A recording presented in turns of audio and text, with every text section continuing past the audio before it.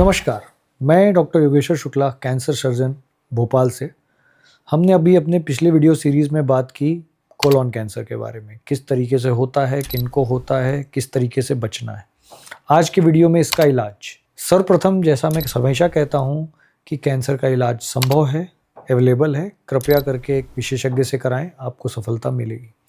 Colon cancer में अगर treatment पे आएँ तो मुख्यतः 2 प्रकार का ट्रीटमेंट है, एक सर्जरी, एक कीमोथेरेपी।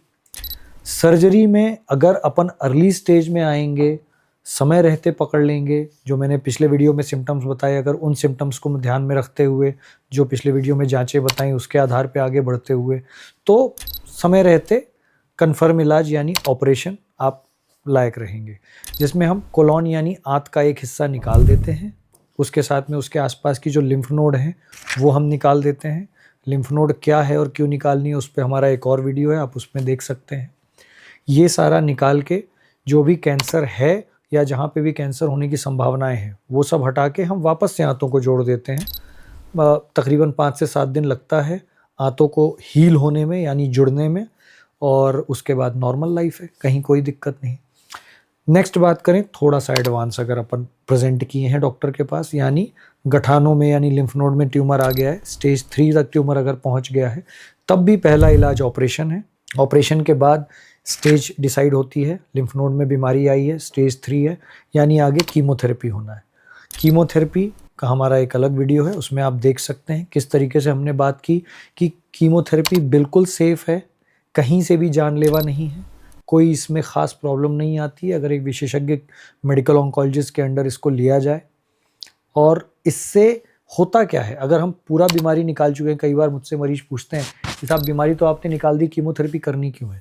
क्योंकि माइक्रोस्कोपिक लेवल पे डिसीज़ कहीं ना कहीं होने की संभावनाएं हैं अगर स्टेज 3 तक बीमारी पहुंच गई है, तो उसमें कीमोथेरेपी वो जो यदा कदा यहाँ वहाँ स्कैटर्ड सेल्स हैं उनको भी मार देगी और आगे चल के बीमारी आने की संभावनाएं ना के बराबर रहेंगी।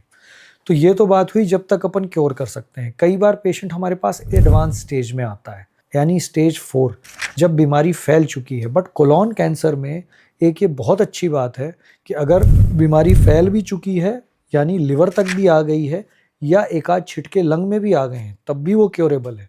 ये उन यदा कदा 1-2 कैंसर्स में से है जिसमें स्टेज 4 में भी हम क्योर की बात कर रहे हैं।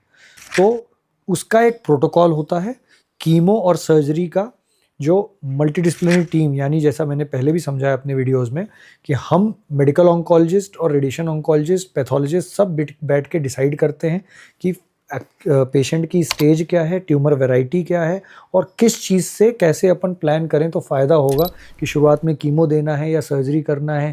सैंडविच थेरेपी होती है जिसमें बीच में सर्जरी करते हैं शुरुआत में और लास्ट में कीमो करते हैं। मल्टीपल ऑप्शन है। कहने का मतलब वो इस वीडियो में हम डिस्कस नहीं कर सकते क्योंकि वो एक बहुत ही डिटेल्ड डिस्क्रिप्शन है जो पेशेंट टू पेशेंट और case to case basis decide करना होता है हमें कि किसको किस तरीके से फ़ायदा होगा। बट क्योर किया जा सकता है, जो मेन जानने की बात है। इवन स्टेज 4 का कोलोन कैंसर भी अगर केवल लिवर में 1-2 छिटके आए हैं या लंग में 1-2 छिटके आए हैं तो। एक अलग प्रेजेंटेशन भी होता है कई बार कोलोन कैंसर का, जैसा कि मैंने अपने सिम्टम वाले वीडियो में बताया था कि अगर बहुत लेट पेशेंट प्रेजेंट करता है तो आंतों में रुकावट, यानी ट्यूमर इतना बड़ा हो गया कि जो आंत का ल्यूमन है, जो अंदर उसकी मल निकलने की जगह है, वही पूरी बंद हो जाए और मल निकलना ही बंद हो जाए, गैस निकलना ही बंद हो जाए, पेट में पूरा मल भर जाएगा, गैस भर जाएगी, उल्टियाँ होंगी, पेशेंट की जान पे बनाएगी। उस स्थिति में भी कई बार ऑपरेशन करना पड़ता है।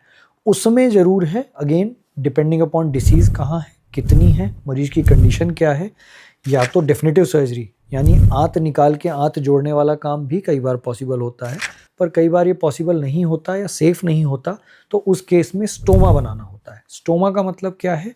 लैट्रिन का रास्ता पेट से बनाना। ये एक ऐसी चीज़ है जिससे बहुत लोग डरते हैं, और कोलोन कैंसर या रेक्टल कैंसर के जो केस बिगड़ते हैं वो कहीं ना कहीं इसी कारण से बिगड़ते हैं कि लोग डर जाते हैं कि साहब लैट्रिन का रास्ता पेट से बनेगा तो बहुत दिक्कत हो जाएगी, कैसे जिएंगे, गंदगी आएगी, बदबू फैलेगी। नहीं, ऐसा बिल्कुल भी नहीं होता है।